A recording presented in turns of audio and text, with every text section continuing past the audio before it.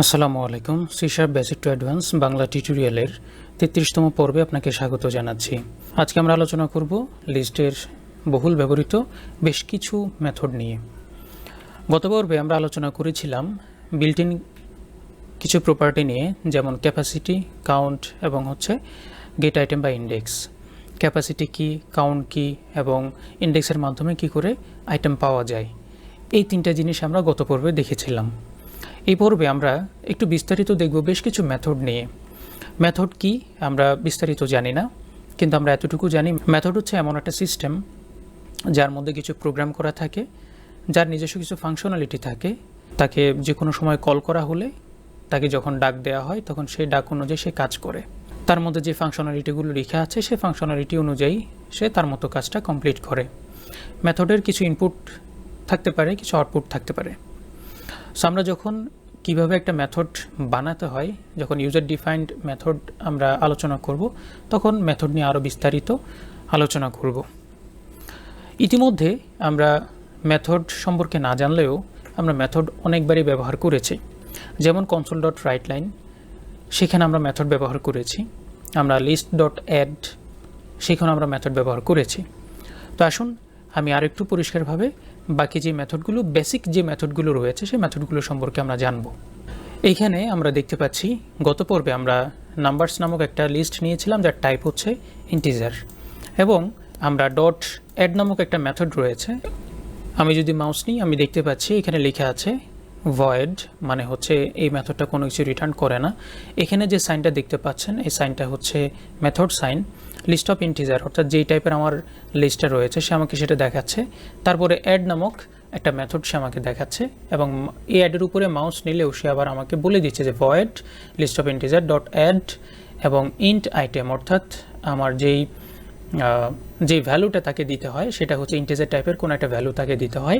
দিলে সে কী করে সেটা এখানে বিস্তারিত বলা আছে। Adds an object to the end of the list, অর্থাৎ আমি যে কোনো সময় নতুন যদি কোনো একটা আইটেম অ্যাড করে থাকি তাহলে সেই আইটেমটা এই লিস্টের সবার শেষে গিয়ে যুক্ত হয়। এবং যেহেতু এটা ভয়েড, তার মানে সে কোনো কিছু রিটার্ন করে না, অর্থাৎ এই কাজটা কমপ্লিট করার পরে সে আমাকে কোনো কিছু দেয় না, আলাদা করে কোনো কিছু দেয় না। সে এই যে নাম্বারস নামক যেই লিস্টটা রয়েছে তার মধ্যেই সে জিনিসটাকে অ্যাড করে রাখে। আমি যে আইটেমটা পাস করি সেই আইটেমটাকে সে এখানে অ্যাড করে রাখে। এই কাজটা কমপ্লিট করে, অ্যাড কাজটা কমপ্লিট করে আমাকে কোনো কিছু তার পাঠানোর দরকার হয় না। যার কারণে আমরা চাইলেও এখানে যদি আমি একটা ভেরিয়েবল নিই নাম্বার ইকুয়াল টু নাম্বারস, কোনো কাজ করবে না। এখানে যদি আমি মাউস নিই স্পষ্টভাবে বলে দিচ্ছে cannot assign void to an implicitly type variable. এটা একটা ইমপ্লিসিটলি টাইপ ভেরিয়েবল, মানে হচ্ছে কোনো না কোনো একটা টাইপ অবশ্যই তাকে দিতে হবে, কোনো না কোনো টাইপের ডেটা। টাইপ বলতে আমি বোঝাচ্ছি কোনো একটা টাইপের ডেটা অবশ্যই তাকে দিতে হয়। আমাদের ভারের যে ক্লাসটা ছিল সেই ক্লাসটা আপনারা দেখলে আরও বুঝতে পারবেন যে ভারকে কখনো নাল হিসেবে এন্ট্রি করা যায় না, অ্যাসাইন করা যায় না। অবশ্যই ভারকে কোনো না কোনো একটা টাইপের ডেটা তাকে দিতেই হয়। এনি কাইন্ডস অফ, আপনি যেই টাইপেরই দিবেন না কেন, এই ভেরিয়েবলের টাইপটা সেটাই হয়ে যায়। সো আমরা যেখানে ছিলাম, যেহেতু এটা একটি ভয়েড, সো সে কোনো কিছু আমাকে রিটার্ন করে না। যার কারণে যেহেতু কোনো কিছু রিটার্ন করে না, তার মানে এটা একটা নাল কখনো এখানে অ্যাসাইন করা যায় না। ওকে, সো আমরা চলে আসি এখানে। সো পরবর্তীতে আমি যে জিনিসটা দেখাচ্ছিলাম যে অ্যাড নামক যে মেথডটা রয়েছে, এই মেথডের কাজ হচ্ছে অ্যাড করা, যেটা আমরা অতীতে ব্যবহার করে আসছি। এবং এখানে একটু আগে যে কথাটা আমি বলেছিলাম, মাউস নিলে বলছে add an object to the end of the list, adds an object, অর্থাৎ আমি যে কোনো সময় যদি কোনো একটা ডেটা অ্যাড করি, কোনো একটা অবজেক্ট হতে পারে, অবজেক্ট কি আমরা জানি না, সো সেটা আমরা ফিউচারে দেখব। এখানে আমরা ধরে নিচ্ছি কোনো একটা ডেটা, অর্থাৎ ইন্টিজার টাইপের কোনো একটা ডেটা। আমি যখনই কোনো একটা ডেটা অ্যাড করব সেটা অবশ্যই এই নাম্বারসের শেষে গিয়ে অ্যাড হয়। সো আমি 1 দিচ্ছি, এখানে 6 দিচ্ছি, এখানে 2 দিচ্ছি, এখানে 9 দিচ্ছি। সো আমি যদি এখন ফর ইচ করি, ফর ইচ নাম্বার console.writeLine, আমি এখানে শুধুমাত্র নাম্বারটা যদি আমি দিয়ে থাকি তাহলে আমি একটু রান করে দেখি। সো রান করার পর আমরা এখানে পাচ্ছি 4 1 6 2 9, তার মানে হচ্ছে সর্বশেষ যেটা আমি অ্যাড করছি সেটা আমার সবার শেষে গিয়েই অ্যাড হচ্ছে। এটা বাই ডিফল্ট এইভাবেই কাজ করে। অটোমেটিক্যালি সে আমার টাইপের উপর ভিত্তি করে সেটাকে সর্টিং করা, অ্যাসেন্ডিং করা, ডিসেন্ডিং করা এগুলো কিন্তু সে করে না। ঠিক আছে, আমরা এতটুকু বুঝতে পারলাম। এবার আমরা পরবর্তী আরেকটা মেথড দেখব, নাম্বারস ডট অ্যাডরেঞ্জ। অ্যাডরেঞ্জ নামক এখানে আরেকটা মেথড রয়েছে। এই মেথডটা কি রিসিভ করে, আমরা যদি এখানে মাউস নিই স্পষ্টভাবে বেশ আমাকে বলছে এটাও ভয়েড, অর্থাৎ সে কোনো কিছু রিটার্ন করে না। অ্যাডরেঞ্জ, রেঞ্জ মানে আমরা বুঝতে পেরেছি এটা একের অধিক, রেঞ্জ বলতে আমরা এতটুকু বুঝি একের অধিক। So AddRange IEnumerable of integer collection. So IEnumerable কি সেটা আমরা জানি না, অর্থাৎ আমি একটু সহজভাবে আপনাদেরকে বুঝাই বলি, adds the elements of the specified collection to the end of the list. একটু খেয়াল করে আমরা দেখি, অ্যাডস দ্য এলিমেন্টস, তার মানে এখানে এলিমেন্টস যেহেতু বলেছে দ্যাট মিনস এখানে আমার একের অধিক ডেটা সে রিসিভ করতে পারে। এই জায়গায় কী ছিল, অ্যাডস অ্যান অবজেক্ট, শুধুমাত্র একটা সে রিসিভ করতে পারে। এইখানে কি লেখা আছে, adds the elements of the specified collection to the end of the list, অর্থাৎ এই লিস্টের মধ্যে অন্য কোনো একটা লিস্ট, অন্য কোনো একটা কালেকশন, এখানে কিন্তু সে আমাকে লিস্ট বলে দেয়নি। খেয়াল করে দেখেন এখানে আই এনিমারেবল দেওয়া। আই এনিমারেবল নিয়ে আমরা ফিউচারে কথা বলবো, যখন আমরা সি শার্পের কালেকশন নিয়ে আমরা সিরিজটা শুরু করব তখন। বাট এই মুহূর্তে একটু বলে রাখি, আই এনিমারেবল হচ্ছে এমন একটা সিস্টেম, যে সিস্টেমের মধ্যে আপনি চাইলে অনেকগুলো ডেটাকে এন্ট্রি করে রেখে দিতে পারেন, যেটা একটা ব্যাগের মতো কাজ করে, যেখানে অনেকগুলো সমগোত্রীয় অনেকগুলো ডেটা রাখা যায়। যেমন এখানে আইনিমারেবলের পরে আপনি ইন্টিজার দেখতে পাচ্ছেন, তার মানে ইন্টিজার টাইপের যে কোনো একটা কালেকশন যদি আসে, যে কোনো একটা অ্যারে হতে পারে, লিস্ট হতে পারে, যেটাই হোক না কেন, সে কি করতে পারে, প্রথমে আমরা লিস্টের মধ্যে একটা অ্যারে নেব। So var number array equal to new integer array, আমি এখানে 5 দিব, 5 না 2 দিই, এবং নাম্বারস অ্যারে 0 ইন্ডেক্সে আমি 1 পাস করছি, এবং নাম্বারস অ্যারে 1 নাম্বার ইন্ডেক্সে আমি 2কে পাস করছি। ওকে, আমি আপাতত আর দিচ্ছি না, আমি একটু দেখি এই নাম্বারস অ্যারেটাকে এই লিস্টের মধ্যে পাস করা যায় কি না।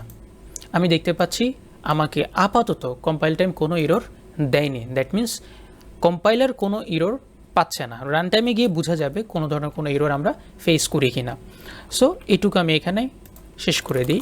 এবার আমরা আসি, আমরা চেষ্টা করে দেখব নাম্বার লিস্টের মধ্যে লিস্ট অ্যাড করা যায় কিনা। সো আমরা নিব হচ্ছে var number list equal to new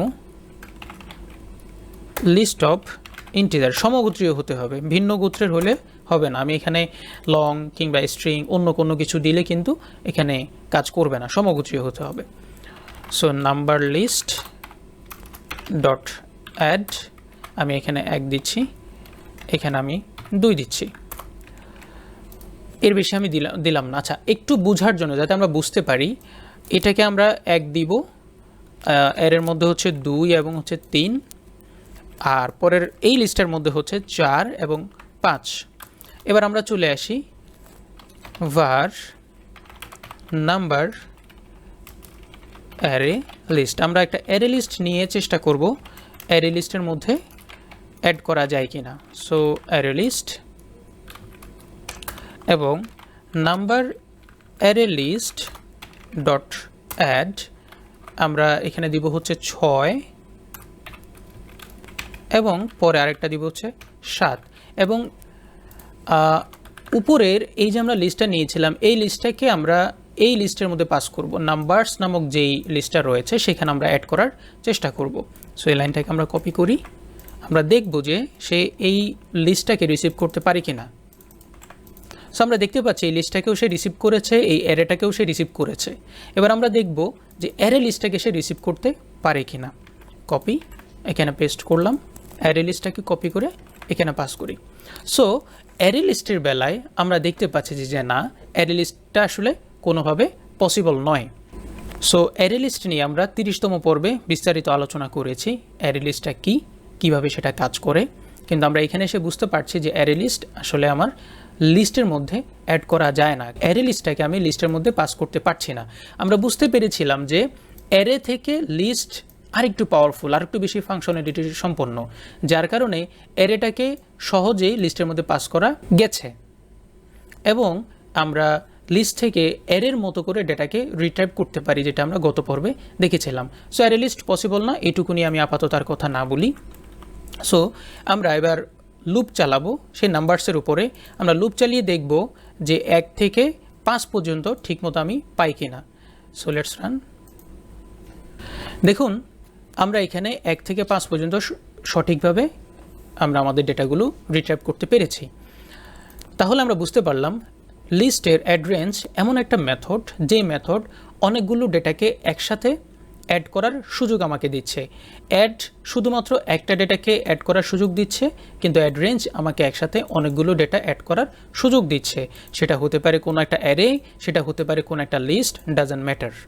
এই দুটোই আপাতত হতে হবে, আমরা যতটুকু বুঝতে পেরেছি।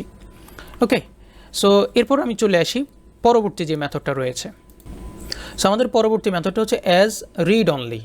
সো অ্যাজ রিড অনলি এটা কি, সেটাই আমরা একটু দেখব। আমাদের নাম্বারস নামক যেই লিস্টটা রয়েছে সেই লিস্টের মধ্যে আমরা অ্যাজ রিড অনলি নামক আমরা একটা মেথড এখানে দেখতে পাচ্ছি এবং এই মেথডের উপরে আমরা এই মেথডের মধ্যে আমরা দেখতে পাচ্ছি কম্পাইলার আমাকে একটা সাজেশন দিতে যাচ্ছে, কিছু একটা বলতে চাচ্ছে। এর আগে কিন্তু কোনো দাগ ছিল না, এখন এখানে একটা দাগ আমরা দেখতে পাচ্ছি। একটু যদি মাউস নেই তখন আমরা দেখতে পাচ্ছি returns a read only system dot collection dot object model wrapper for the current collection. তার মানে সে কোনো কিছু একটা রিটার্ন করে। সে আমাকে কি রিটার্ন করে, আমি যদি এখানে একটা ভেরিয়েবল ধরি read only list equal to, এখন আমরা দেখতে পাচ্ছি কম্পাইলারের যে সাজেশনটা ছিল সেই সাজেশনটা এখন আর নেই, কারণ সে এই ডেটাগুলোকে রিড অনলি করে আমাকে এখানে পাঠিয়েছে। সো রিড অনলি বিষয়টা কি আমরা একটু দেখি। রিড অনলি বিষয়টা আগে একটু বুঝতে হবে। প্রথমে নাম্বারসের মধ্যে আমরা কিছু ডেটা অ্যাড করি, নাম্বারস ডট অ্যাড 1 2 3, আমরা 3টা অ্যাড করলাম শুধুমাত্র। এখন আমি যদি এটাকে প্রিন্ট করতে চাই তাহলে আমি ফর ইচ লুপটা করলেই কিন্তু আমি প্রিন্ট করতে পারছি। কিন্তু নাম্বারস নামক আমার যে লিস্টটা ছিল এই লিস্টটাকে যখন আমি অ্যাজ রিড অনলি করে ফেলেছি তখন আর আমি অ্যারে লিস্ট ডট চাইলে আমি অ্যাড নামক আমি আর কোনো মেথড পাচ্ছি না। এর কারণ হচ্ছে কি, এর কারণ হচ্ছে এই যে আমার পুরো লিস্টটা রয়েছে এটা ফ্রিজ হয়ে গেছে।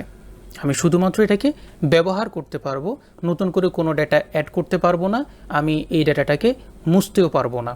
যেমন আমি চাইলেই এটাকে কি করতে পারছি না, মুছতে পারছি না। আমি যেটা বুঝাতে চাচ্ছিলাম সেটা হচ্ছে যে অ্যাজ রিড অনলি মানে হচ্ছে এই পুরো লিস্টটাকে ফ্রিজ করে দেওয়া। এখন প্রশ্ন হচ্ছে এটাই কি আসলে আমার ফ্রিজ হলো, নাকি নতুন একটা আমার কাছে অ্যারে আসছে, একটা ফ্রিজ হওয়া কোনো একটা অ্যারে আসছে? অ্যাকচুয়ালি এটা আসলে ফ্রিজ হয়নি। এই লাইনে আসার পর 10 নম্বর লাইনে আসার পর এই নাম্বারসের মধ্যে যতগুলো ডেটা ছিল সবগুলো ডেটাকে নিয়ে নতুন একটা লিস্ট তৈরি করে সি শার্প নিজেই আমাকে নতুন একটা লিস্ট এই জায়গায় পাঠিয়েছে। আমার আগেরটাকে সে ধরেনি, আগেরটার থেকে ডেটাগুলোকে কপি করে নিয়ে নতুন একটা আমাকে পাঠিয়েছে। আমি যদি আগেরটাতে এখানে এসে অ্যাড করতে চাই আমি কিন্তু ঠিকই অ্যাড করতে পারছি, আমার কোনো প্রবলেম নেই।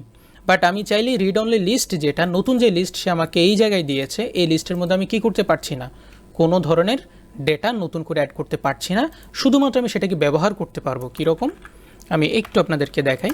ফর ইচ যেভাবে আমরা ব্যবহার করতাম সেভাবে। সো এটা হচ্ছে রিড অনলি লিস্ট, এটা নাম্বারস হবে না। এবং আমার রাইট লাইনের মাধ্যমে যদি আমি প্রিন্ট করি তাহলে আমি দেখতে পাবো 1 2 3, এরপরে আবার 1 2 3 4 আসবে। সো আমি একটু রান করি, খেয়াল করে দেখুন 1 2 3 এটা হচ্ছে প্রথম এই 3টা যখন অ্যাড হয়েছে, তারপরে আমি আমার এই লিস্টটাকে আমি রিড অনলি লিস্টে কনভার্ট করেছি। রিড অনলি লিস্টে কনভার্ট করার পর সেই লিস্টের মধ্যে আমার ছিল 1 2 3, এই জন্য এই 1 2 3 প্রিন্ট হয়েছে। পরবর্তীতে আগের আমার যে লিস্টটা ছিল সেই লিস্টের মধ্যে নতুন করে আমি আরেকটা আইটেম অ্যাড করেছি এবং সেটাকে আমি আবার লুপ করে এখানে দেখিয়েছি 1 থেকে 4 পর্যন্ত। সো এই জায়গায় আমরা বুঝতে পারলাম যখনই কোনো একটা লিস্টকে আমি অ্যাজ রিড অনলি লিস্টে কনভার্ট করে ফেলবো তখন আমাকে নতুন করে একটা ডেটা, নতুন করে একটা লিস্ট অফ ডেটা আমাকে রিটার্ন করবে, যে লিস্টের টাইপ হচ্ছে রিড অনলি, অর্থাৎ যাকে আমি কি করতে পারবো না, কোনো ধরনের পরিবর্তন করতে পারবো না, শুধুমাত্র তাকে ব্যবহার করতে পারবো, তার থেকে ডেটা নিতে পারবো, দেখাতে পারবো।